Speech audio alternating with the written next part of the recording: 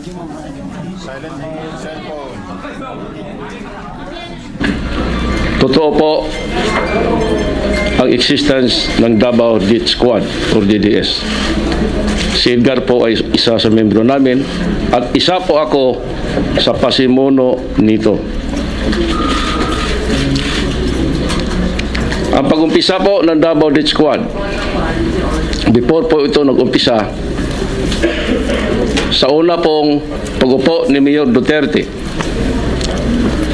bilang mayor ng Davao City, ay nag-umpisa na po kami na tinatawag ng salvaging ng mga tao. Ito po ay mga suspect na gumagawa ng krimen sa Davao about illegal drugs. Na-implementa na po namin ang personal po na utos ni Mayor Rody Duterte sa amin.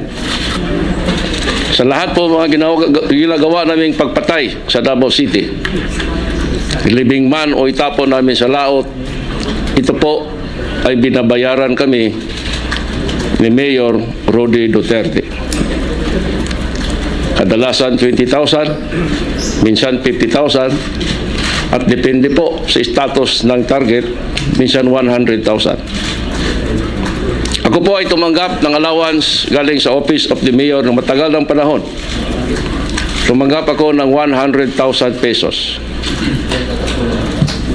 Dito po sa gagawin kong isang public confession. Ito po ay pagsunod ko po sa kagustuhan ng Diyos. At labis na takot sa Diyos, pagmahal sa bansa natin, at sa sarili ko pong konsensya. Dahil po dito po nagwakas